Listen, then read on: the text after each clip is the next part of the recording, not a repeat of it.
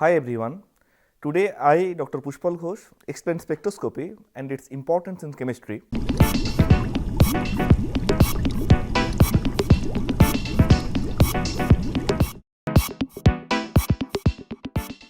In this module, you will learn why studying spectroscopy is necessary for chemists, what is electromagnetic radiation, and how energy is quantized, how electromagnetic radiation interacts with matter, and various spectroscopies due to the different interaction generates. We are all aware about many natural events that created tremendous curiosity since time immemorial. For example, why rainbow appears in the sky, why color of the sea or sky is blue, why aurora borealis, which is famously called as northern lights, or aurora australis, called southern lights, are seen only in the northern and southern region of the world, unlike rainbow.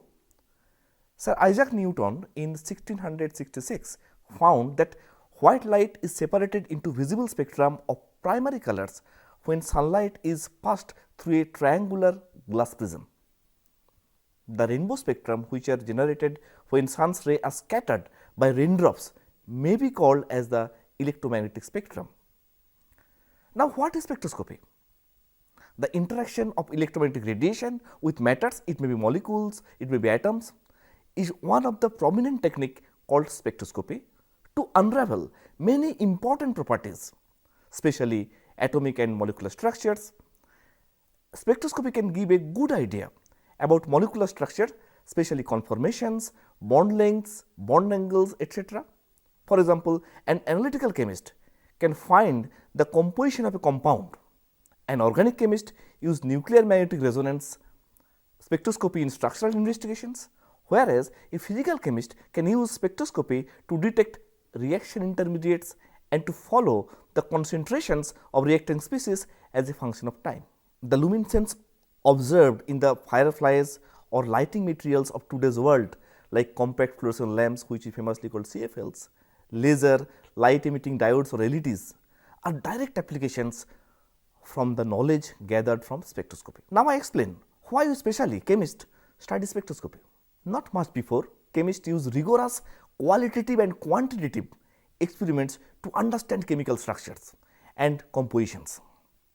So these are very much time consuming, less precise, and normally use a large amount of samples, sometimes in the scale of gram. But spectroscopic techniques are rapid and less time consuming, sometimes in the range of milliseconds or microseconds. They require very small amount of the samples, and even they can be retrieved after experiment. Most importantly, structural information obtained is much more precise. Even very often their accuracy can be obtained in the micro or nanoscale level. Normally, when an electromagnetic radiation, especially light, hits a molecule or matter, some phenomenon occurs. For example, molecule may absorb, it may scatter the light, or some light may be transmitted through the molecules, or some emission may come from the molecules. Now, by measuring this absorption, scattering, transmission or emission, a chemist can understand the properties or structure of the molecule or matters. Now, we learn what is electromagnetic radiation. As I already told, that spectroscopy is conceived from the electromagnetic radiation and matter, basically the interaction between the electromagnetic radiation and matter, and I told the matter being molecules or matter or some compounds. So it is pertinent to understand the electromagnetic radiation. First, Thomas Young in 1801, he observed that the interference of light when a beam of light was diffracted at two pinholes. His experiment proves the wave nature of light. Normally, you know that wave requires a vibration in space and time. So obvious question is, what physical quantity is in vibrating in a light wave? Later in 1860s, Maxwell relates in his laws of electricity and magnetism by set of four differential equations, which are famously called Maxwell's equation. So this equation relates the electric and magnetic field vectors, the electric charge and the electric current.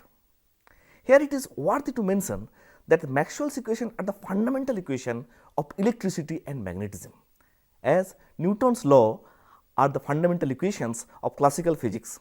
Sometime later in 1887, Maxwell's prediction of the existence of electromagnetic waves was confirmed by the Hertz. He had generated electromagnetic waves in the metal wires of a tuned AC circuit by the oscillations of electrons and detected these waves by using a loop of wire.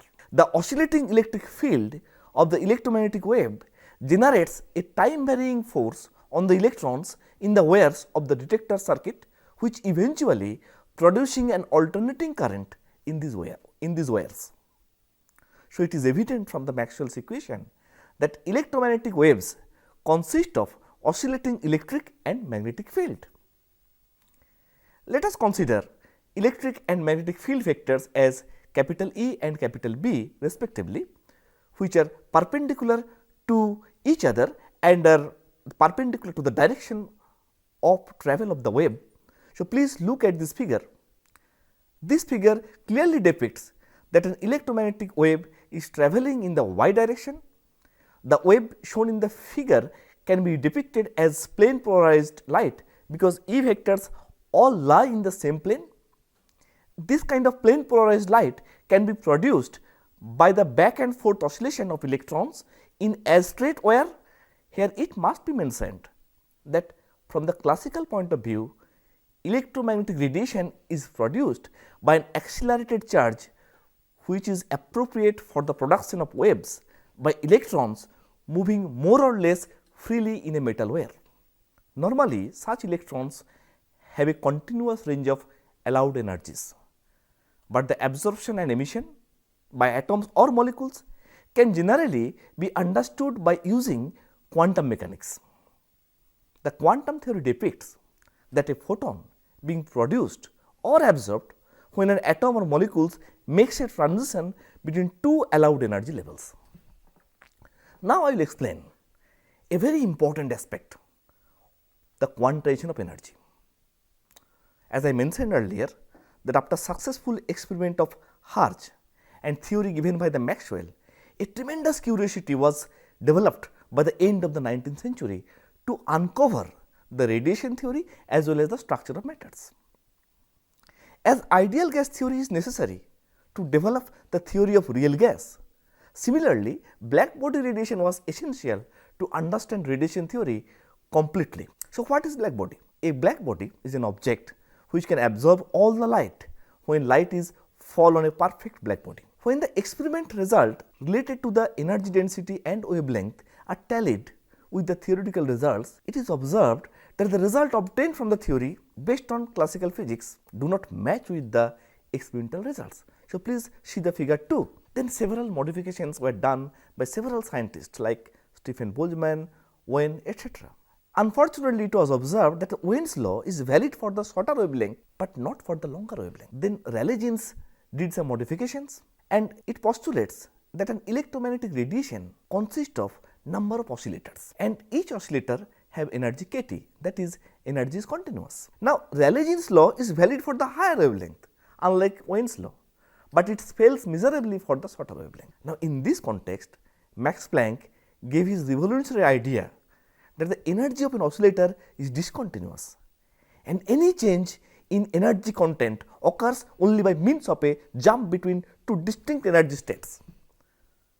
And this theory changed the course of science from classical point of view, and a new theory, quantum mechanics, came, which covers range of areas from explaining atomic structure to spectroscopy. So, it can be easily said that spectroscopy is a direct application of quantum mechanics. Now, for example, when a molecule rotates around its center of gravity, it may possess rotational energy. Similarly, it may have vibrational energy due to periodic displacement of atoms from their equilibrium positions. In addition, it may have electronic energy. As electron can exist in one of several discrete energy states, it can be said that the energy is quantized. Likewise, rotational, vibrational and other sorts of energy of a molecule are also quantized, and a molecule can move from one level to another level by sudden jump with taking certain amount of energy. Normally, in spectroscopy, we study the absorption and emission of light, which we call electromagnetic radiation with matters. The range of frequencies absorbed by a molecule is its absorption spectrum. The frequencies emitted constitute emission spectrum. Normally, a line spectrum consists only discrete frequencies. However, a continuous spectrum contains a continuous range of frequencies. So, quantum mechanical treatment depicts that when a sample is exposed to electromagnetic radiation, it may absorb a photon of frequency and can move to a higher energy state. Let us say, if the ground state is designated as state A and upper state as B, it can be easily said that the EA minus EB is equal to h nu. Similarly, a molecule in upper state B can spontaneously move to the state A by emitting a photon whose energy satisfied the equation EB minus E is equal to h nu. So, this is called spontaneous emission of a radiation. So, for detail please look at the figure 3. So, we can write nu, that is called the frequency, is delta E by h hertz, or delta E is equal to h nu joules, where we all know that h is a Planck's constant and its value is 6.63 into 10 to the power 34 joules second per molecule. Now, I will explain different regions of electromagnetic spectrum and associated spectroscopy. So, this figure shows the schematic diagram showing various regions into which electromagnetic radiation is divided. We must remember here, though the boundaries between different regions are arbitrary, but the molecular processes associated with each region are specific and different. Now, I will discuss each region in increasing frequency or energy. So, first I will explain radio frequency region and occurrence of nuclear magnetic resonance or electron spin resonance spectroscopy. Normally, the radio waves have lowest frequencies or lower energies, that means highest wavelengths, and energy ranges from 10 meter to 1 centimeter, and energy changes involved is coming out from reversal of spin of nucleus or electron. Here it may be considered that the nucleus and electron are tiny charged particles and their spin can be associated with a magnetic dipole. Now, the reversal of this dipole followed by spin reversal and interaction with the magnetic field of the electromagnetic radiation at appropriate frequency can result in NMR or ESR spectroscopy. Now, microwave region is a very important region and rotational spectroscopy arises in this region. So, energy ranges in microwave regions are between 1 centimeter to 100 meter.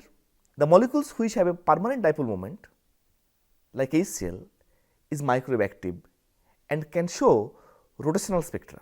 When HCl molecule is rotated, it can be seen that the plus and minus charges change places periodically and the component of dipole moment fluctuates regularly. Now, when interaction occurs, energy can be absorbed or emitted in the form of rotational spectrum. The best example in day-to-day life is the use of microwave oven in our kitchen. Normally, in conventional cooking, first peripheral part of the food material is heated and then inside is cooked. But cooking using microwave oven is different. Here, water molecules which have permanent dipole moment are normally stay in plenty amount in any food material and can rotate contrary to the large size biological molecules. Now, the excess rotational energy of the water molecule is re-emitted as heat and the food materials are cooked from inside. Now, I will discuss infrared region and vibrational spectroscopy. Energy ranges in infrared regions are between 100 meter to 1 meter. This is one of the most important spectroscopic regions for chemists, especially for understanding the presence of different functional group by FTIR spectroscopy. Instead of rotation, here it is a vibration which must cause a dipole change in the molecule to be infrared active. For example, symmetric stretch mode of vibration for CO2 molecule is infrared inactive. However, both the bending and asymmetric mode are infrared active. Now, I will explain little bit about visible and ultraviolet region. Normally, ranges between the 1000 nanometer to 800 nanometer are considered as near infrared, or which is called NIR region. However, ranges from 800 nanometer to 400 nanometer is called visible region, and from 400 to 10 nanometer is within ultraviolet region. Electronic spectroscopy arises in these regions. Now, how it happens? Normally, excitation of a valence electron causes the moving of electronic charges in the molecule. Then the subsequent change in the electric dipole causes rise of the spectrum by the interaction with the undulatory electric field of radiation. Now, another important region is X-ray region, and which comes in one of the very high energy region. It ranges normally from 10 nanometer to 100 picometer wavelength. Energy changes in this region normally involve inner electrons of an atom or a molecule.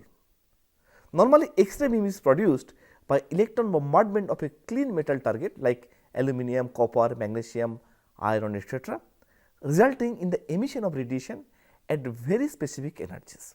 For example, the K alpha line for aluminum occurs at 1486.6 electron volt. After X-rays, another important region is coming, that is called gamma ray region. It is also a very high energy region, and the range of this region is between 100 picometer to 1 picometer. Here, energy changes involve the rearrangement of nuclear particles. Mossbauer spectroscopy, which was named after its discoverer, who won a Nobel Prize in 1961, is involved in this region. Now, another spectroscopy, which is named after great Indian physicist Sir C.V. Raman, who won the Nobel Prize in 1930, yields information similar to the obtained in the microwave and infrared regions. However, experimental method is such that the observations can be made in the visible region. The only condition for the molecule to be Raman active is that the molecule must have a polarizability. Here I must share an interesting story about this discovery with you. When Raman anticipated that they have discovered a new important theory, but they did not have a spectrophotometer to record it, then he wrote to a great industrialist that by that time, G.D. Birla, that you give me some money, then I can give the Nobel Prize for the nation. Actually, G.D. Birla gave the money to Raman, by which he bought a spectrophotometer and recorded the spectra and announced 28th February 1928 that they have made a significant discovery. And he wrote all the Nobel laureates that please nominate me for the Nobel Prize, I have made a significant discovery. Now, when he received the telegram for getting Nobel Prize, there was very little time left for buying tickets and for other necessary things for visiting Stockholm to receive the Nobel Prize. Now, when one of his companions asked him about this, that how you can manage the ticket to go Stockholm to receive the Nobel Prize within this short time, Raman replied that he already bought 2 tickets for Stockholm long time back. He was very confident that he will get the Nobel Prize in 1930. Now, when he delivered his lecture, he almost cried in the stage. He told that behind every Nobel laureate seat, there is their own national flag. But in his case, British Union Jack was there, and he was feel sorrow. The Raman then dedicated his Nobel Prize for all the freedom fighters of the India who are spending their golden times in their lives in British jails. So, it shows how patriots our earlier scientist was. Now, I will summarize in this module what we have learned so far. So, several natural phenomena like occurrence of rainbow, aurora borealis, color of the sky and the sea, chemiluminescence of firefly, etc. come in the ambit of spectroscopy. Compared to other techniques for the detection and analysis of chemical compounds, spectroscopic techniques are first non-destructive and use lesser amount of chemicals. Molecular spectroscopy arises due to the interaction of electromagnetic radiation and molecules or matter. Electromagnetic waves consist of oscillating electric and magnetic field. The oscillating electric field of the electromagnetic wave generates a time varying force on the electrons in the wires of the detector circuit, which eventually producing an alternating currents in these waves. It is understood now the experimental observation from black body radiation is not satisfied by the concept of classical mechanics. So, it was observed that Owen's law is valid for the shorter wavelength, but not for the longer wavelength. However, Rayleigh-Jean's law is valid for longer wavelength, but not for the shorter wavelength. In this context, Max Planck gave his revolutionary idea that the energy of an oscillator is discontinuous and any change in the energy content occurs only by means of a jump between two distinct energy states. Quantum mechanical treatment depicts that when a sample is exposed to electromagnetic radiation, it either absorb or emit the frequency of a particular energy gap. Similarly, a molecule in upper state can spontaneously move to a lower state by emitting a photon. Now, different region of spectrum and its constant spectroscopy already I have discussed. The arrangement of different regions of electromagnetic radiation with increasing order of the wavelength is, for example, X-rays, UV rays, visible light, infrared rays, microwave rays and radio waves. Thank you for your kind attention.